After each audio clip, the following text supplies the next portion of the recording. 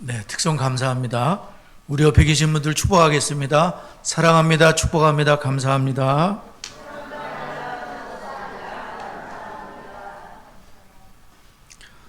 네, 민수기 6장 말씀으로 우리 자녀들 머리에 손을 얹으시고 축복하도록 하겠습니다. 시작. 여호와는 다은이와 성은이에게 복을 주시고 다은이와 성은이를 지키시기를 원하며 여호와는 그 얼굴을 다은이와 성은이에게 비추사 은혜 베푸시기를 원하며 여호와는 그 얼굴을 다은이와 성은이로 향하여 드사 평강 주시기를 원하노라. 그들은 이같이 내 이름으로 이스라엘 손을 축복할지니 내가 그들에게 복을 주리라. 아멘. 자녀를 축복하는 것에 대해서 우리 김진아 목사님이 그런 말씀을 하시더라고요. 아무리 피곤해도 아침에 일어나서 자녀의 머리에 손을 얹는 것이 아버지의 제사장으로서의 할 일이다. 또 자녀의 머리에 손을 얹다가 죽는 한이 있더라도 아버지의 그 축복에 하는 거, 그것이 아버지가 할 일이라면서 아마 목사님이 그렇게 하시고 계셔요. 그래서 참 놀랍다. 그리고 본인이 세상을 떠나게 되면 뭘 틀어달라 그러셨냐면 가족 성경 읽기를 하시더라고요. 가족이 성경 읽기를 하는데 녹음을 했어요. 그래서 그걸 틀어달라. 그래서 장례식장에서 가족과 함께 읽었던 성경 읽는 소리를 들려달라. 그렇게 이제 하셨어요. 원데이 세미나가 마쳤는데 이제 부산서부터 이렇게 쭉 올라오셔서 이제 경기도 우리 수원 풍성한교회에서 어제 원데이 세미나가 최종적으로 마쳤는데요. 내일이 자녀 결혼식인데 오늘까지 그 원데이 세미나를 하신 거예요.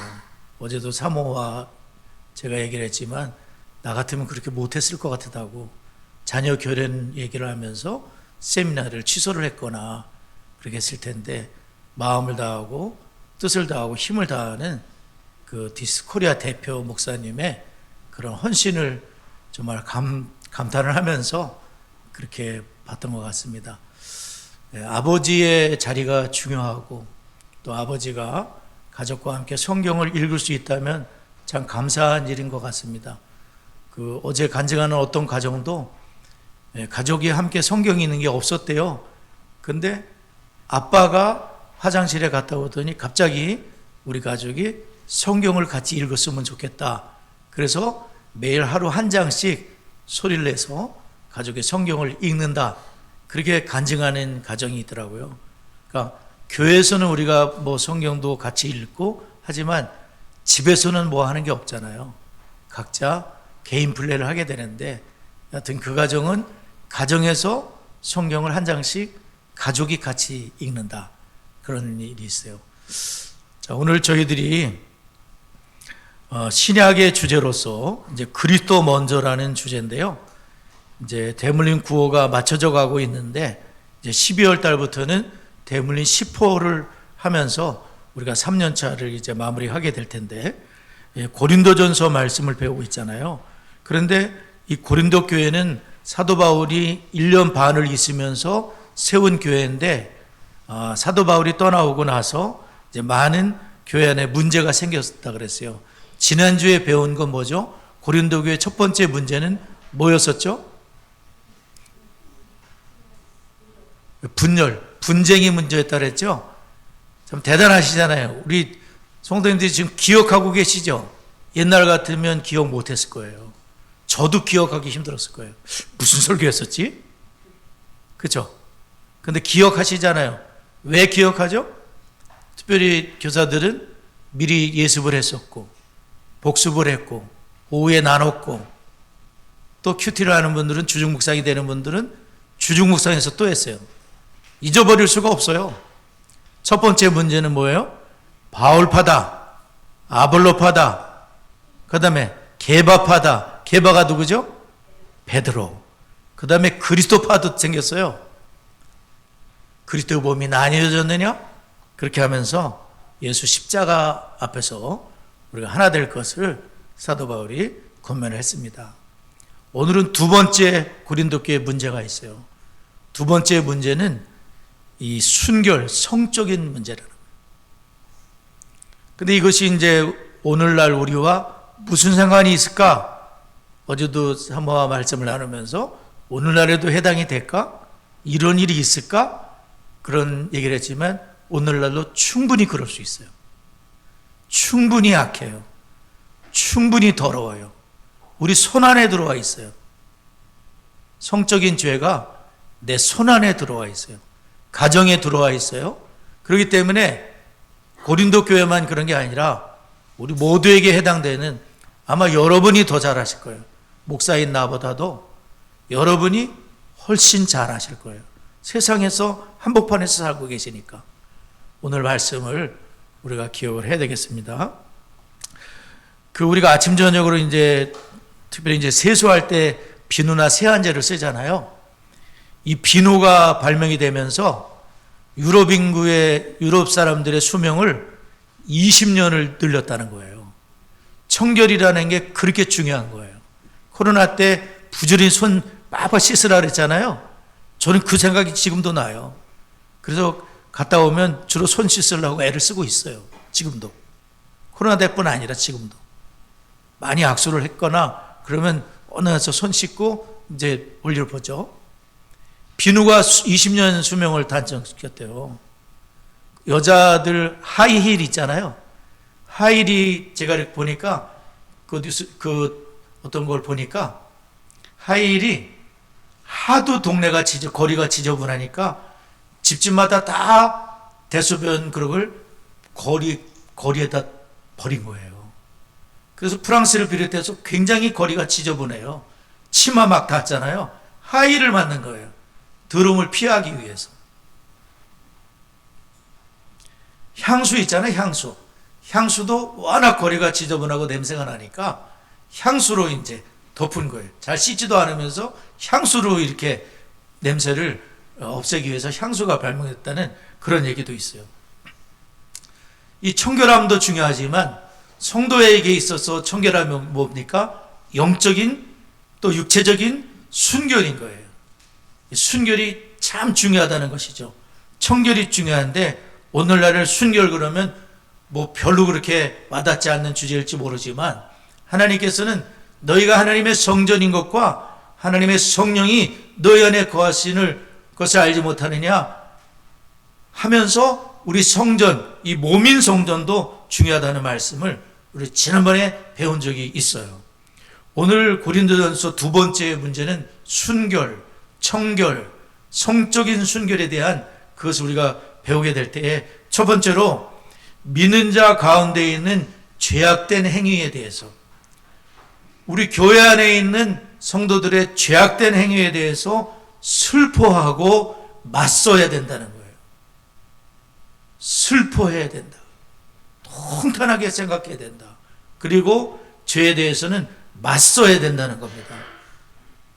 자, 우리가 성경 읽었지만 고린도전서 5장으로 다시 가셔서요. 1절과 2절을 한번 읽어보도록 하겠습니다. 고린도전서 5장 1절 2절 큰 소리로 읽습니다. 시작.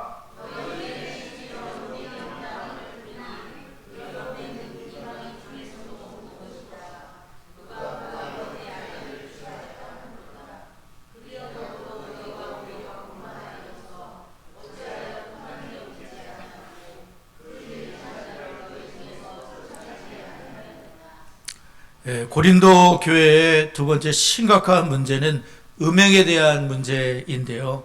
그 음행은 그냥 어떤 평범한 음행이 아니라 아버지의 아내를 취하는 계모와 성적 범죄를 저지르는 그 일을 계속하고 있다는 겁니다. 교인이면서 성도라고 하면서 이 계모와 성범죄를 저지르고 있다는 겁니다. 그런데 교회는 그 죄에 대해서 아무런 조치를 취하지 않고 오히려 그 사람은 교만해져서 통탄히 여기지 않고 그리고 자랑하거나 그런 가운데 있었다는 겁니다. 대수롭게 생각하지 않고 뭐 별일 있겠어, 남들도 다 그러는데 뭐 성도가 별일 있겠어, 성도도 마찬가지 아니야? 이런 아주 낮은 그런 도덕적인 수준을 가지고 성도라면서 고린도 교회가 고린도 지방 그 썩어 문드러진 거기에 생명의 교회, 하나님의 피로 사신 교회를 세우신 이유는 그 교회를 통해서 이 죄와 대적하고 영혼을 구원하기 위해서 그 교회를 세웠는데, 이렇게 교회가 문드러져 있기 때문에 영혼을 구원하기는커녕 빛이 되지도 못하고 소금의 사명을 감당할 수도 없었을 것이죠. 바울 사도는 1절에서 심지어 음행이 있다함을 들었다. 너희 중에 심지어 음행이 있다. 이것은 뭐냐면은 정말 그 도저히 상상할 수도 없는 일이 교회 가운데, 거룩한 교회 가운데 벌어지고 있다는 겁니다. 이 모든 사실을 알면서도 고린도 교회는 아무런 조치를 하지 못하고, 그런 음행은 이방인 중에도 없는 것이라 이방인들도 잘못됐다고 말할 정도의 그런 음행이 그보다 훨씬 못한 도덕적인 수준으로 계모와 동침을 하게 되는 그러한 일이 있었다. 사실 고린도 교회는 성적인 문란과 방적으로 유명한 그러한 항구 도시, 잘 사는 동네였었습니다. 그래서 고린도 도시의 명에서 파생된 코린티아조마이, 헬라어 코린티아조마이라는 것은 고린도인들처럼 행한다는 것이 뭐냐면 음란을 범하다는 뜻이 있어요. 그러니까 고린도, 음란한 동네, 고린도 그러면 타락한 동네, 그렇게 소문이 났다는 것입니다. 불륜이 많고 성적으로 타락한 그런 동네인데, 사도 바울은 이방인의 문란함보다도 더 큰 죄악이 교회 가운데 벌어지고 있다는 것을 말씀하고 있습니다. 아버지 아내를 취하고, 그것은 계모와 아내를 취하는 그런 일이 계모인 것이죠. 그리고 그것이 계속되고 있다는 겁니다. 그렇다면 왜 교회가, 거룩한 교회가 이런 일을 들어오게 됐으며, 그리고 교회는 왜 조치를 하지 못했는가? 두 가지로 생각해 볼 수 있을 것 같아요. 첫째는 고린도의 헬라인들은 매춘 같은 경우를 음식 먹는 거, 음료 마시는 것처럼 일상으로 생각을 했다는 거예요. 그리고 또한 그들은 아프로디테라고 하는 미의 여신이 있는데, 그 여신을 숭배하면서 그 여성 사제들이 창녀 역할을 해서 거기서 제사를 드리는 사람들이 성적인 행위를 하도록 그렇게 노골적으로 그런 일들이 아프로디테라는 그 여신으로 인해서 이 고린도 자체가 다 성적인 죄를 범하고 있었다는 거예요. 그래서 예수 믿는 사람도 이전에 그런 삶에 젖어 있었기 때문에 교회 안에 들어왔지만 이 삶을 끊어버리지 못하는 그러한 성적인 것을 여전히 갖고 있었다는 거예요. 두 번째로는 이 사람들은 잘못된 어떤 교리를 갖고 있었는데, 그것이 뭐냐면 내가 예수님 안에서 영적인 사람이 됐기 때문에 육체적으로 행하는 것은 아무 문제가 없다. 이렇게 이원론으로 그렇게 생각할 수 있는 영지주의 같은 거. 그래서 뭐냐면은 육은 별거 아니다. 영이 중요하다. 나는 구원받았기 때문에 더 이상 정죄받지 않고 죄를 져도 된다. 이러한 엉뚱한 생각에 빠져 있을 수도 있다는 거죠. 예를 들어서 지난번에도 말씀드렸지만 박옥수 구원파 이런 사람들은 회개 기도를 하지 않고 회개 찬송을 부르지 않아요. 왜? 내가 이미 구원받았는데 뭐하러 회개 찬송을 부르느냐? 찬송 가중에 회개 찬송 절대 부르지 않도록 그렇게 하고 있다는 거예요. 근데 얼마나 그게 잘못된 것입니까? 늘 우리는 죄를 짓지 않습니까? 물론 죄 씻음 받아 목욕을 했어요. 그러나 손발은 씻어야 되죠. 베드로에게 예수님께서 말씀하셨죠. 그것처럼 우리는 늘 회개함으로 우리 죄를 씻고 거룩으로 나아가야 될 우리 삶이 있는 것이죠. 또한 이 죄라는 것은 전염성이 있고 영향력이 많기 때문에 이 죄는 가정에서도 마찬가지지만 교회에서도 이 죄를 잘 다루고 맞서야 된다는 걸 말씀하고 있는 거예요. 저는 이 말씀을 준비하면서 정말 요셉 생각이 났어요. 요셉이 특히나 17살에 그 노예가 됐지만은 30살 그때 이제 청년의 정욕의 문제로 인해서 보디발의 안에 그 유혹으로 인해서 굉장히 어려움을 겪었지만 우리가 요셉을 배우지 않았습니까? 요셉은 17살 소년서부터 아마 부모님에게, 야곱에게 잘 배운 것 같습니다.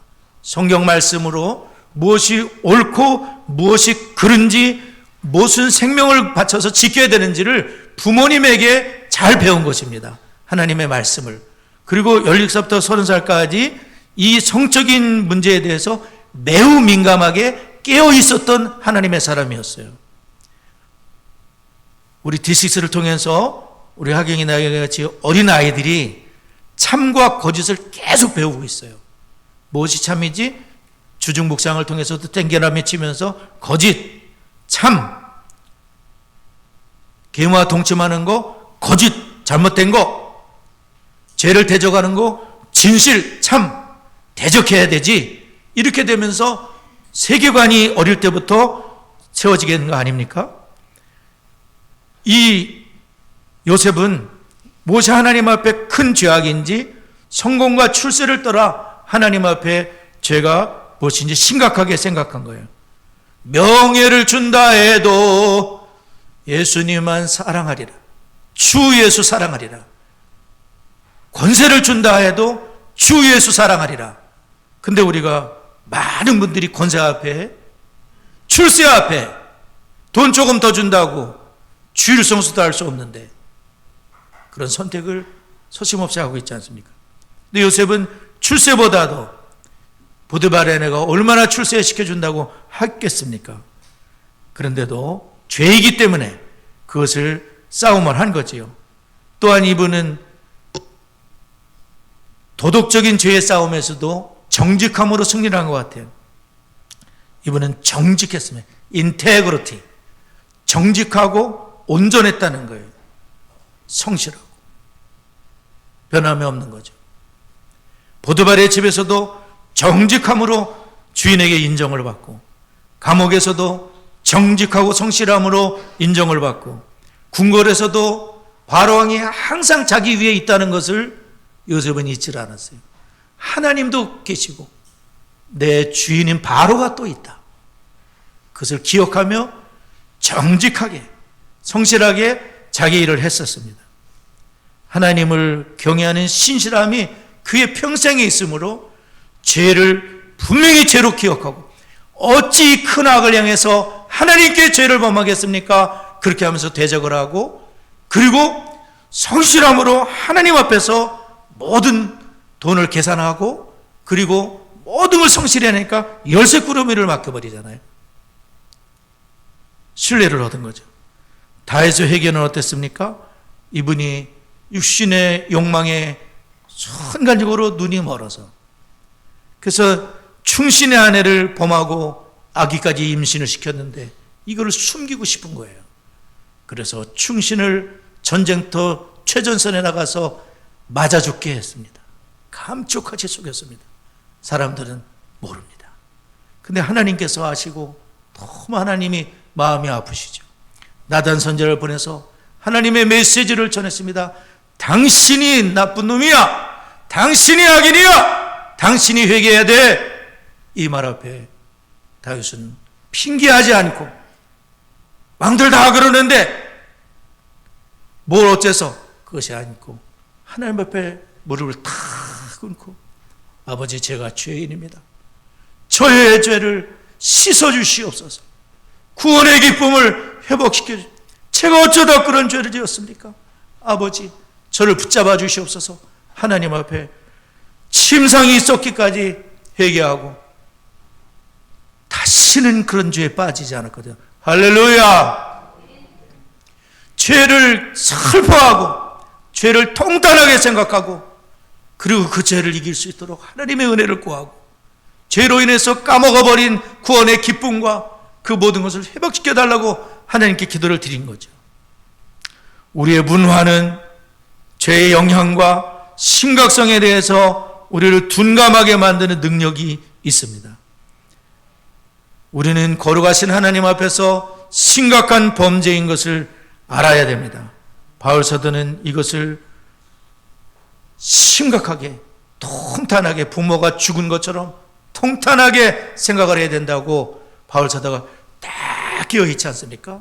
그리고 잠들어 있는 고린도 교회를 향해서 지금 권면의 말씀을 하고 있습니다. 두 번째로, 믿는 자들 사이에 죄악된 행위를 무시하는 것은 교회의 건강을 굉장히 위협한다는 거예요. 교회가 건강해질 수가 없어요. 교회가 교회다운 교회가 될 수가 없어요. 특히 이 성적인 범죄가 크다는 것을 우리가 기억해야 되겠습니다. 우리 성경을 읽겠습니다. 고린도서 5장 6절 7절, 우리 두 절을 읽겠습니다. 6절 7절 시작.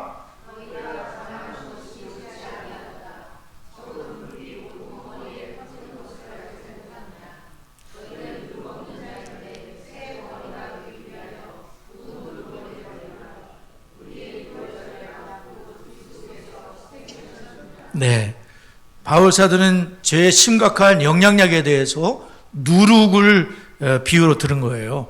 누룩이, 작은 누룩만 넣어도 이 밀가루가 부풀어 오르지 않습니까? 전체가 부풀어 오르는 영향력이 있다는 거예요. 그런데 이 한 사람의 죄가 교회 전체를 부풀어 오르게 할 수 있다는 거예요. 결코 무시할 수 없는 거죠. 저 한 사람으로 끝날 거야가 아니라 계속 영향을 미쳐가는 거예요.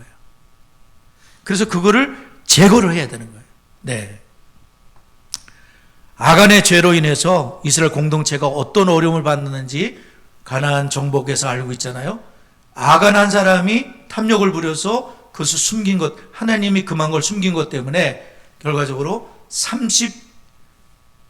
36명이 죽게 돼요. 아이성 전투에서 36명이 죽게 되고 아간의 집 모든 사람이 다 죽게 되는 그런 일이 있었잖아요. 아버지의 죄 때문에 그런 일이 있었어요. 성적인 범죄는 공동체에 미치는 영향이 매우 지대하다는 거예요. 그러므로 우리는 우리 스스로를 참 점검하실 필요가 있고 가정을 점검하실 필요도 있겠습니다. 모세 율법은 어떻게 되어 있었죠? 우리가 율법대에 살지 않지만은 그 정신이 있지 않습니까? 모세 율법으로는 가늠한 사람들은 모두 돌로 쳐서 죽이라 그랬어요. 돌로 쳐서 죽이라 그러는 거예요. 왜냐하면 이 공동체에서 죄를 제거해야 돼. 그래 하나님이 임재하실 수 있는 거죠. 돌로 쳐서 죽이라. 네, 아시죠? 또한 바울 사도는 유월절의 참뜻에 대해서 말씀하고 있는 거예요. 그 누룩이 있잖아요. 이스라엘 백성들은 유월절을 지키기 위해서 집집마다 누룩, 이런 어떤 곰팡이, 지저분한 거를 집에서 다 청소해서 불태워버리는 거예요. 그리고 어린 양을 잡아가지고 유월절을 기념을 하게 된죠. 그러니까 누룩이라는 것은 없어야 되는 거예요. 오늘날로 말하면 누룩은 뭐겠습니까? 죄를 상징하는 거예요. 그리스도인들은 누룩 없는 떡인 무교의 몸을 먹게 되는 거죠. 그것처럼 유월절을 지킬 때에도 누룩이 없어야 되는 거예요. 그래서 순전한 누룩인데 이 유월절인데 7절을 보게 되면 예수님을 향해서 묵은 누룩은 버리는데 우리의 유월절 양 그리스도께서 희생이 되셨느니라. 예수님을 유월절 양이라고 하는 것은 여기밖에 없는 거예요. 유월절 양이라고 명확하게 표시하고 계시죠. 무슨 일이 있었습니까? 이스라엘 백성들이 이제 출애굽하기 직전이에요. 유월절 마지막 장자가 죽는 밤이잖아요. 유월절 밤에 하나님은 낮에 미리 말씀을 하셨어요. 뭐냐면 양을 잡아서, 어린 양을 잡아가지고 식구수대로 잡아서, 그리고 그 문 설주와 인방에 발라라. 문 설주 기둥과 인방에 바르라고 말씀하셨어요. 이스라엘 백성들은 전부 어린 양을 죽여서, 장자가 죽으니까 어린 양이 안 죽으면 장자가 내 장남 대신 죽는 거예요. 양을 미안하지만 양 너 대신 죽어라. 양을 죽여서 피를 다 이 집에 바른 거예요. 근데 애굽 사람들이 믿지 않으니까 바르지 않고 죽음의 사자가 그 밤에 지나가는 거예요. 근데 이집트 사람들의 집은 죽음의 천사가 쑥 들어가서 다 장자는 장남은 다 죽는 거예요. 종이고 뭐고 다 죽는 거예요. 장남은. 근데 이스라엘 사람들은 어린 양의 피를 바를 때 딱 보고 대신 죽었구나 하고서 지나갔다는 거예요. 이 어린 양이 누구냐면 예수 그리스도를 가리키는 거예요. 유월절 양인 어린 양, 예수님으로 인해서 예수님의 보혈, 예수님의 피가 나의 죄를 씻고 예수님의 십자가가 나를 대신해 죽은 것이고 나는 예수 그리스도를 믿습니다 하는 피를 바른 사람들, 그분은 심판을 면하게 될 줄 믿습니다. 예수 그리스도를 그렇게 믿는 사람, 도덕적으로 믿는 것이 아니에요. 나의 생명을 구원하신, 나를 대신하여 죽으신 그 피만이 나의 죄를 씻을 수 있습니다. 이렇게 믿는 분들, 그런 분들은 피를 바르신 분들이, 내 피를 마시고 내 살을 먹지 아니하는 자는 생명이 없다 말씀하시는 거예요. 우리가 성찬에 동참하는 이유도 예수님의 보혈을, 예수의 보혈, 잔을, 그리고 살을, 십자가의 그 은혜를 기억하고 오직 예수님만이 나를 심판해서 죽음에서 면케하시는 어린 양 되심을 고백하는 것이 진짜 영적인 유월절인 것이죠. 어느 분이 최근에 그런 설교를 하시더라고요. 유월절 얘기를 하시면서 예수님은 어떤 분이시냐, 단순히 유월절 양으로 심판이 넘어가게 하신 분일 뿐 아니라 예수님, 그분은 죄를 없애주신 분이라는 설교를 하시더라고요. 예수님은 십자가에서 우리 죄를 없애주신 분, 그분의 죽으심으로 죄값을 치르신, 죄를 없애주신 분이 예수 그리스도다. 이분을 믿는 자는 심판을 받지 않고 죄값을 받지 않는 은혜를 누린다는 설교를 들었어요. 예수님의 십자가, 그래서 우리의 죄가 완전히 해결된 뿐만 아니라 이스라엘 백성들이 이 유월절에 누룩을 제거하듯이 우리는 유월절 날만 지키는 것이 아니라 날마다 삶이 유월절처럼 되어서 정말 순전함과 진실함이라 그랬잖아요. 8절 보게 되면 누룩이 없이 오직 순전함과 진실함의 떡으로 하자. 이게 뭐냐, 우리의 삶이 순전함으로, 동기가 순전하고 진실함으로 삶이 순전하는 주님을 본받는 날마다의 삶으로 유월절을 지키는 것을 말씀하고 있습니다. 할렐루야. 그래서 우리는 누룩이 들어간 떡을, 이스라엘 백성들은 무교절 일주일 지키거든요. 뭘 먹겠습니까? 무교병, 누룩 안 들어간 막 급히 나오냐고 부풀리질 못했어.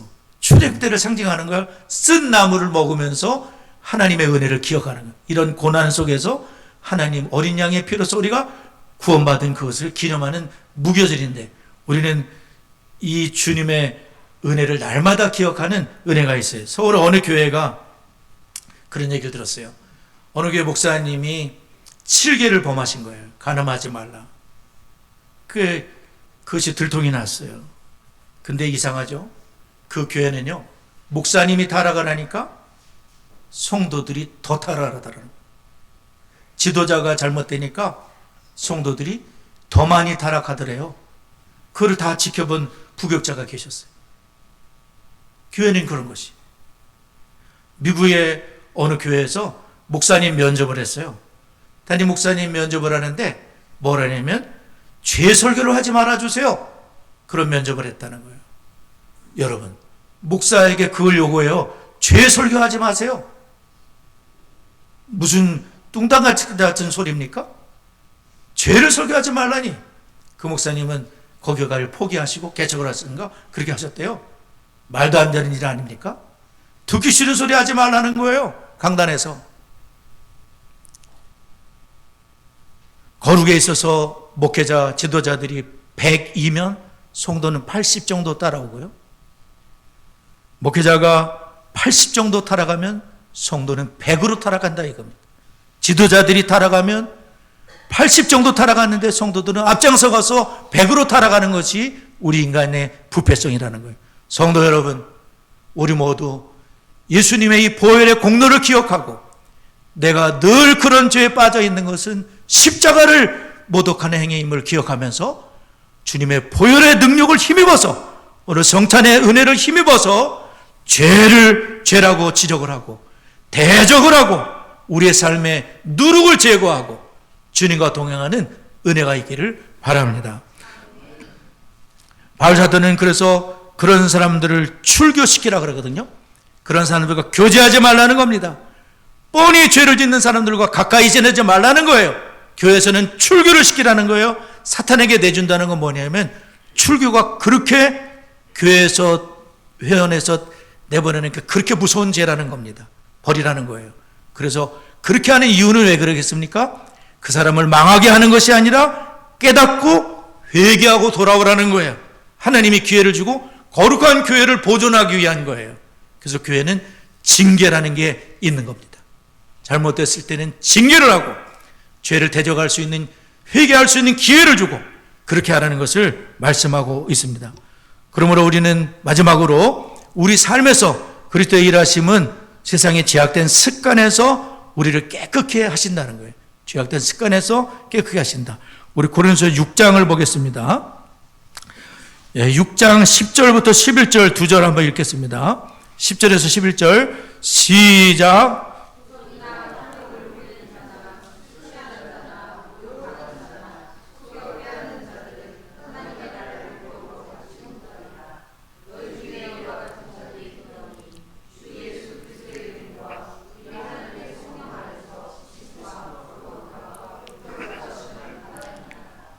여기 보면은 10절에 하나님 나라를 유업으로 받지 못하리라.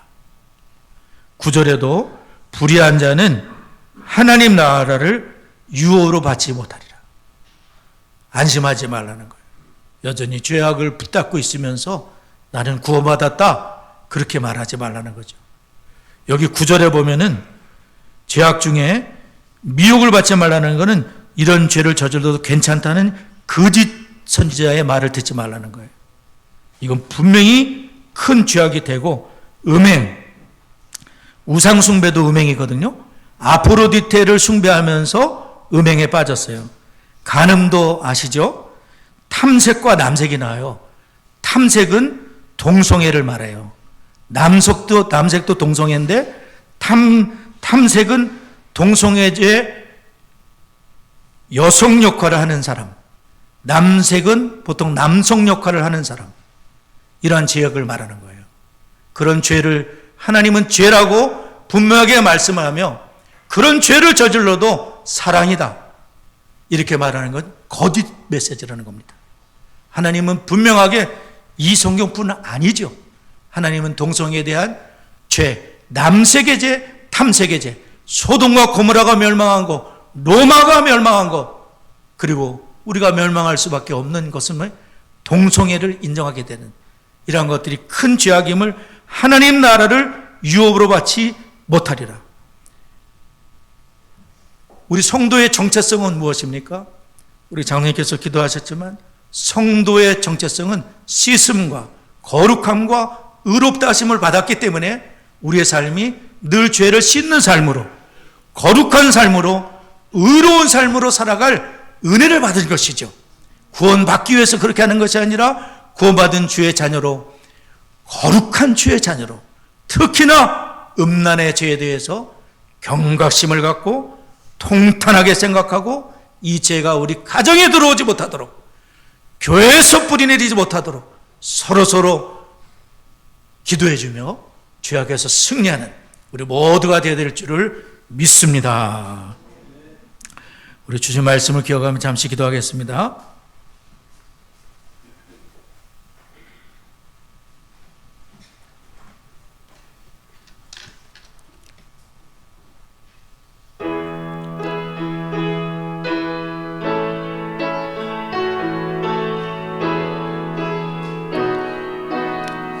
좋으신 하나님 찬양합니다. 좋으신 하나님, 좋으신 하나님, 참 좋으신 나의 하나님, 우리의 기도를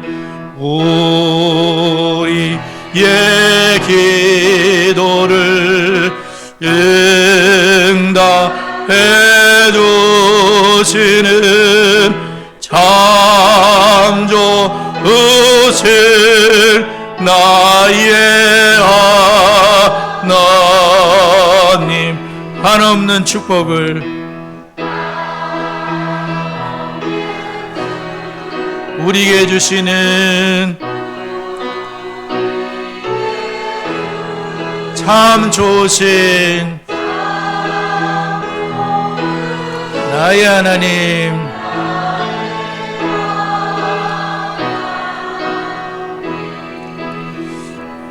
오늘 주신 말씀 우리가 기억하면서 사도 바울과 같이 성적인 죄에 대한 민감성과 대적하는 용기를 주시고 그리스도의 피로 새롭게 된 성도의 삶을 살 수 있도록 하나님의 은혜를 달라고, 디시스를 통해서 부모가 먼저 주의 제자가 되고 사랑하는 자녀들을 주의 제자로 삼으며 신앙 전수를 이루고 각 가정마다 아버지가 제사장으로 세워지셔서 예배가 세워지고 하나님 은혜로 인도해달라고 다 같이 합심하여 기도합니다. 살아계신 하나님 아버지, 저희들을 긍휼을 베풀어 주시고 은혜를 더하여 주시고 죄로 관영한 세상 속에 살면서 하나님 사도 바울과 같이 죄에 대해서, 특히 성적인 죄에 대해서 민감하게 깨어있게 하시고 대적하는 삶을 살 수 있도록 하나님 저희들에게 피하게 하시고 같이 있지 않게 하시고 도망치게 하여 주시고 아버지 하나님 이끌으시고 원하옵고 기도합니다. 하나님 예수의 피로 새롭게 된 새 생명의 삶을 살 수 있도록 하나님 이끌어 주옵소서. 부모님들이 먼저 주의 제자로 세워지게 해주시고 순종으로 세워지게 해주시고 자녀를 부모의 제자대로 삼으며 신앙의 전수가 이루어지게 하시되 우리 아버지들에게 큰 은혜를 주셔서 아버들의 영적인 거리가 세워지고 가정의 예배가 세워지고 가정을 신앙의 집으로, 말씀의 집으로 잘 세워갈 수 있도록 하나님 은혜를 더하여 주옵소서. 커리큘럼에 우리 성도님들이 모두 동참할 수 있도록, 교회와 가정이 동력할 수 있도록 신앙이 대물림이 되는 명문 가정들이 되며 디스 토요학교를 통해서 성경의 세관을 세워지고 수원의 디스스가 마지막 교회가 되며 또 담임 목회자 인도네시아 디스 세미나 한 3번 정도 있게 되는데 감당할 은혜를 주시고 또 인도네시아를 향하신 하나님의 뜻이 이루어지도록 다 같이 합심해 기도합니다. 살아계신 하나님 아버지, 커리큘럼에 우리 성도님들이 많이 동참하여 하나님 말씀을 체계적으로 배우게 해주시고 성경의 세관으로 세워지게 해주시고 아버지 하나님 명문 가문들로 세워지도록 이끌어주시고 도요 독서학교를 통하여 하나님 아버지 정말 성경의 세계관으로 귀한 자녀들이 세워지게 하옵소서. 아버지 하나님 수원의 디스트가 마중물 교회가 되게 해주시고 이번 디스트 인도네시아 세미나를 주의 손에 올려드립니다. 원수막이 틈타지 못하게 하여 주시고 하나님의 뜻이 이루어지게 하시고 부족한 것이 사명 감당할 수 있도록 또한 우리 교회를 붙잡아 주시고 인도하여 주옵소서. 예수님의 이름으로 기도드리옵나이다. 아멘.